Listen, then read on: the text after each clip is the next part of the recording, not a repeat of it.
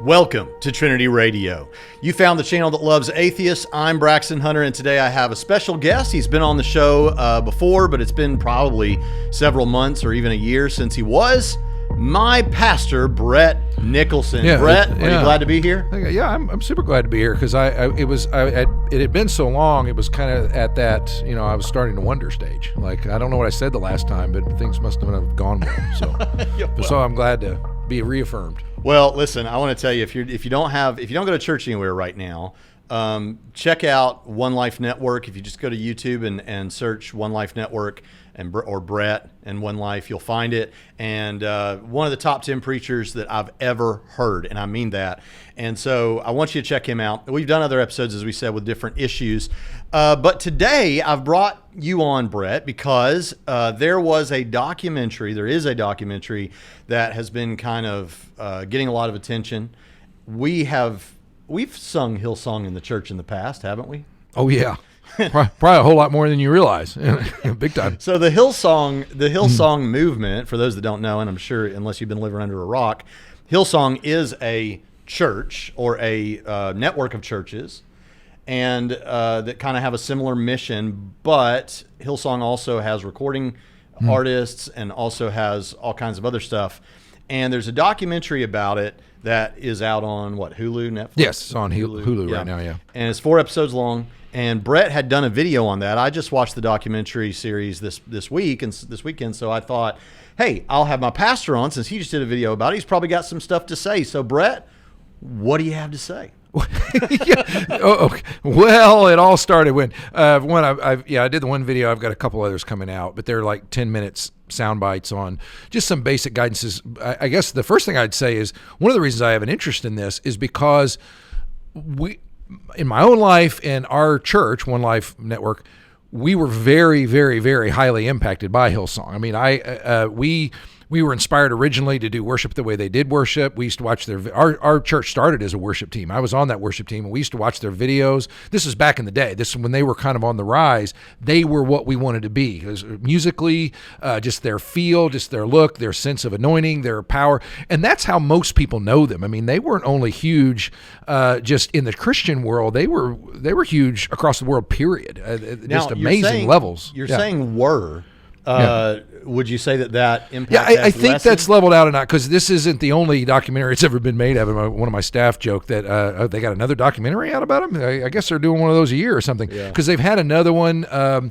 So I think they said at the end of this documentary that they went from, gosh, I think it was 13 sites or something like that in the United States, and they're down to like 5 or something like that. Wow. They've taken a hit now that it's really affected them. Plus, Brian Houston, their senior pastor, who had been their founding pastor, is no longer with them, and so they're going through the throes of all that. So there was a heyday, probably back in 2010 when we started our church, when they had a movie out. It was Hillsong United, and they had that was attended across the world, and New York was opening. They opened up in Kyiv, they opened up in Paris, they opened up in London, the New York church. I mean, and they were doing phenomenal all around the world. Yeah, for those that haven't it's not seen quite on that level anymore. Yeah, it's primarily focused on 2 characters. There are others, but I think if you wanted to get the general flow of the story, Brian Houston, who is was their main senior guy pastor and essentially founding pastor in Australia.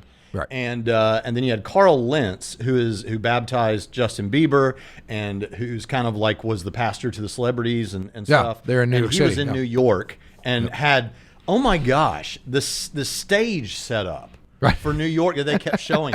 I looked for pictures. I couldn't find the one that was in the doc where it's like this rectangular stage in the center of an arena. And I will say that looks like a playground for a preacher. Yeah, it really does. And that's probably a picture of their conferences. They had several sites, but their conferences were done on that level. I got to go. I went to the New York church within a couple years of it opening. So was Lentz there? I think he was, but I didn't know he was Lentz. I didn't know what was going on. I never really followed them much, the preaching or the senior pastor or any of that sort of stuff. It was just all about the music because I will argue, and I'm a musician, and I will argue their music is truly, genuinely great stuff in terms of melodically and all that. I think they've been criticized lyrically, and I'm sure there are things out there, but I've always been very encouraged by their lyrics and been very impressed by a lot of their lyrics. And again, this is we started following them a lot in the mid 90s. They started rising and going through the early 2000s. Recently, I don't know as much about what they've done or been, but that was why everybody was into them. That's why we were into them. But that's why this is so personal and hurtful to me, because it's like watching this was just terrible. It was just a terrible experience. And, you know, it really kind of, there has to be other people besides me, because they were so popular, that had to be hurt by this and disillusioned by it. And like, oh man, again, really? Can I believe anybody that does any real good in the Christian world? It's kind of hard. So. Right. Especially in big organizations like that. Oh, you know, yeah. We were talking just before we started about how there was an organization that the Duggars of Northwest Arkansas, they were a part of a group that was an organization that had it seems like had gotten scandalous at some point. Yeah, I've watched one episode of that, and I was never really into that too much. I think my kids watched it a lot, and it was very, very, very popular though. But it started, I guess one of the things I want to say, I've done this long enough, and I've watched enough people tank. And some would say, well, you know, Hillsong was very charismatic and they were into the prosperity message and all that. And they had their flaws without a doubt. But I've seen movements fall across the spectrum, you know, conservative, charismatic, all that.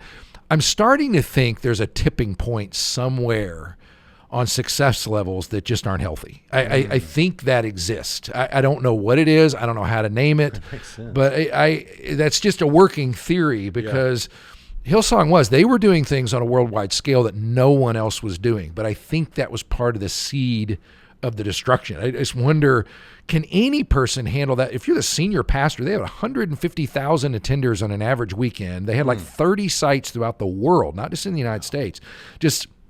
And literally hitting the tops of the charts musically, not just in the Christian world, just Spotify. They were number one oftentimes. So I just wonder, are we even meant to carry that much as one movement or one organization without it being inevitably corrupted? You know, we need to talk about what exactly is supposed to be this scandal for people that don't know. But before we do that, another thing that comes to my mind is, hey, we're Christians here, and so we like believe Christian stuff and might say Christian stuff. And not only are there the natural limitations, and we're going to talk a little bit about that, things that happen when you get that big, or when you're the pastor over a group of people that big, or whatever, that can lead to you being tired, fatigued, weak, and an opportune person to make some big mistakes. But we also could say there's spiritual warfare, and when a group gets as big as that, I'm sure that the spiritual warfare gets pretty thick, because you know, the enemy wouldn't be happy about this. Oh, yeah, without a doubt. And sometimes I think on the scale, because I've watched this in the video that I shot so far, I said, you know, I have, and I'm not comparing myself, I'm just saying I've had the same experience in principle, that I got to be the pastor of a mega church, okay, that grew to mega church levels and all that sort of stuff. And I know what that's like. First of all, it's fun. I mean, I can say that. When you're growing, and you're growing by high percentages and everybody's excited, it's a really, really cool thing. But what happens to you is there's this strange blend of you never know quite where your motives are, because you want to keep it going. You start becoming obsessed with, because it is a lot more fun than just, you know, not growing. And, you know, and the vast majority of churches in the United States aren't growing. They're either plateaued or even shrinking. And so you hit something that's growing, it's very, very difficult not to be very into that and want to keep that going and that kind of stuff. Yeah. And so that's why I wonder, at some point, is it inevitably a corruption to your own soul? I don't know, and I'm sure people have pulled it off. I just don't know. Seems like there's some examples here we could use as evidence maybe for that. Yeah. So for those that don't know, the scandalous side of this has to do with, and maybe you can mention if I leave anything out, but leadership at Hillsong. It ultimately came out covering up for some scandals that took place, sex offenses and things like that happened within the organization. Also, Carl Lentz and perhaps others, but I know Carl Lentz is mentioned in the documentary as having had affairs, and of course this is one of the things that is very, you know, he's on the cover, Carl Lentz, and yet he seems really broken by all of this, and I'm sure you would be humble. When people watch that, and with our awareness that, okay, when I come into a documentary, I don't know exactly what the documentarian wants me to take away from this. They probably have, but there is something. Yes. Yeah, right. There's no That's very clear. non-biased documentarian here, and so it seems that they want me to take away that Carl Lentz did do these things, but the leadership put him in positions where it would not be surprising if this happened to a man, that he would become weak, that he would become overworked, ministering far beyond his capacity, and then ultimately he messes up. Okay, now we don't have to leave it at messes up. He committed a horrible sin in the eyes of God, but he definitely messed up.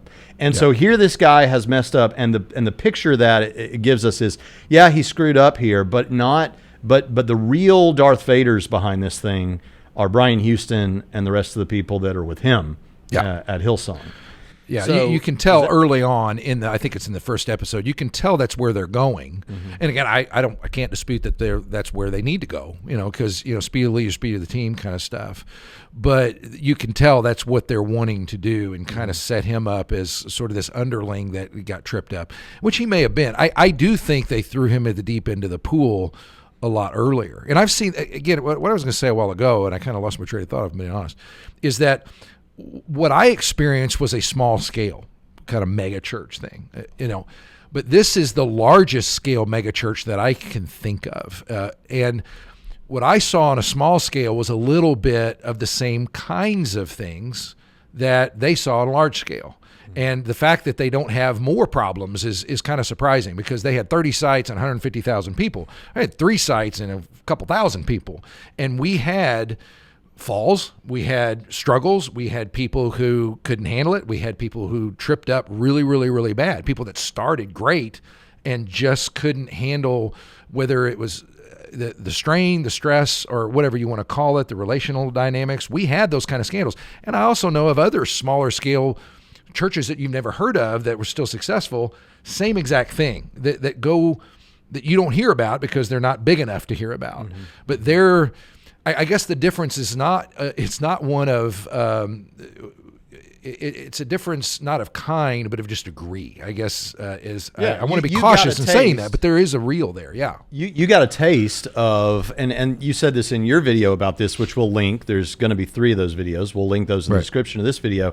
But you mentioned that there, like, hey, I may not have been at a church as big as Hillsong, New York, but I do know that I've been when the room's packed, and it's more packed than it was last week, and this is exciting, Yep. So you got a taste of that in principle, even big time. And I've watched. We had some major leaders. We had a major elder fall. We had worship leaders fall, and that if we had been on a larger scale, that would have made the news, so to speak. Right. So, and again, this is not to excuse it. It's just it creates a little bit more understanding around it, that it doesn't shock me out of the water. Now, the big question is always going to be, Brian Houston, was he a charlatan from the very beginning and all this kind of stuff? I'm still on the side that I don't think he was. I think a lot of these fallen movements, whether it's Mars Hill or some others, start off doing well, but just that corrupting influence over time. And Carl Lentz especially, he was in New York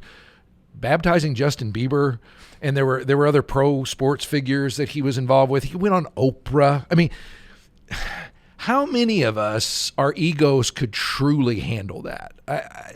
I'm a little skeptical that I could. I'm pretty sure that's why God is gracious.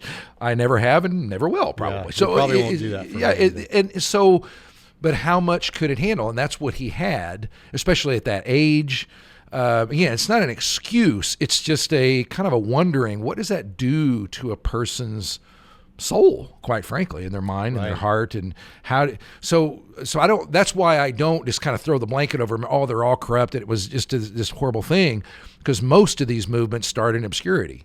It's too simplistic of an answer. Let's take Brian Houston, who, like I say, is the Darth Vader in this story, or whatever, or maybe he's the Emperor and Lentz is the Darth Vader who reaches redemption. Exactly. But anyway, the bottom line is, let's say that Brian Houston is everything that they describe, and for all it seems like that's true. Right. If he's everything they describe, that still doesn't mean that he didn't start out with good intentions, as you say. And it's just too simplistic to say, oh, with people like this, it's always just about money, or it's just about sex, or it's just about, it's not that it can't come to be about those things, but that doesn't mean that it's what it was about in the beginning, or that's all what it's about.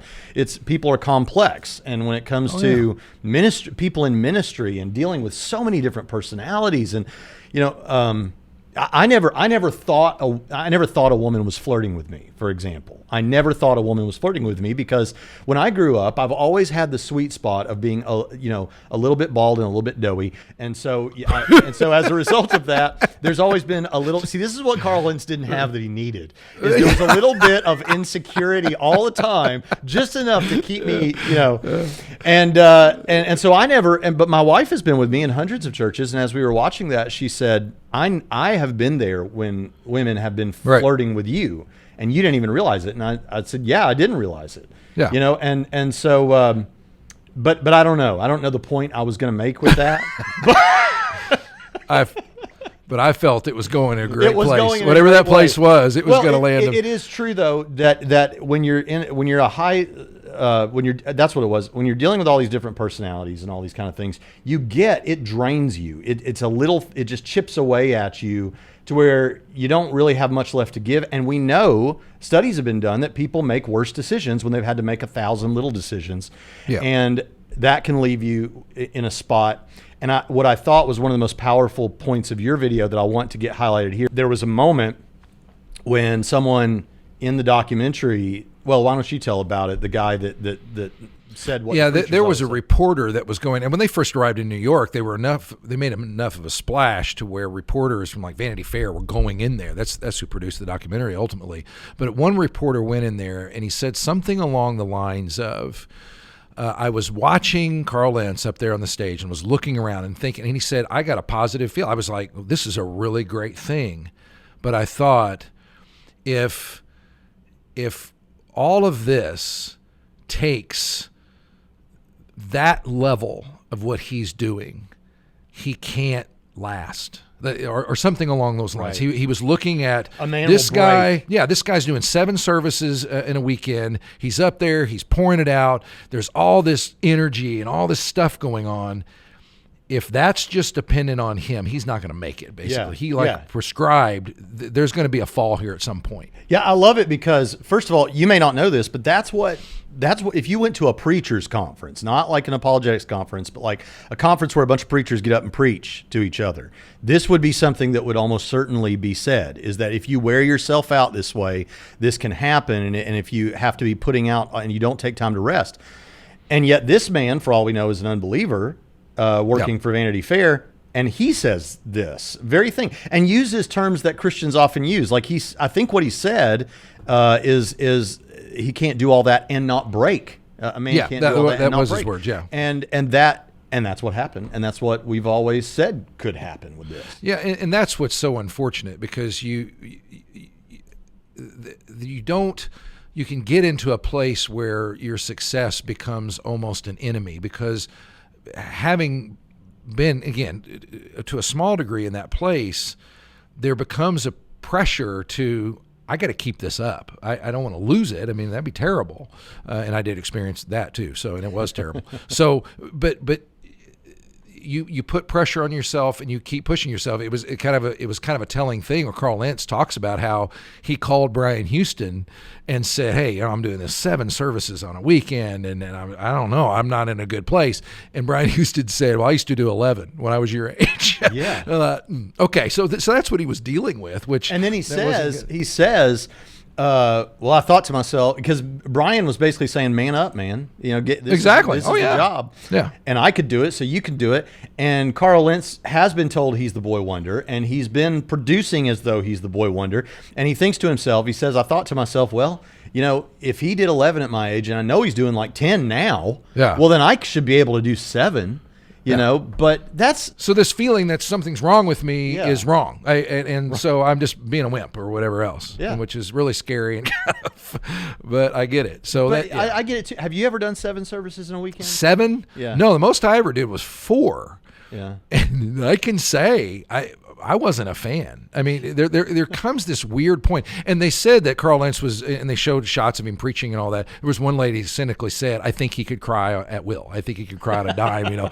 And I thought that's one of those pressures. You know, sometimes you get up and the first time you deliver the sermon, you hit this pocket and you are emotional and you even shed tears.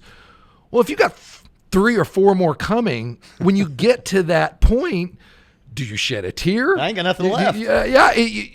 And then you get to this point. Well, if I don't, you know, am I cheating people? Am I faking this? Well, I do care about it just as much as I did. You get into all these mind games and stuff. Yeah. And I remember at the end of 4, you are emotionally drained. I also noticed that I would remember less about my own sermon the more I did of them. By the time I reached the 4th one, I would forget whole points. I mean, you would think it'd be just automatic. Record the first I was like, one. I don't even know where I am right now. So 7 or 11 in a weekend, I'm way too much of a sissy. The most I've ever done was about 3 years ago. I preached at a church in Sarasota that's very much like One Life, and we had 5 services that weekend. Oh, my. And at the end of that, I'd felt like I needed to just go to bed for 3 days. I mean, it was crazy. And to think that there are pastors who have gotten themselves where they can do that. But 7? Come on, 7. And not just 7.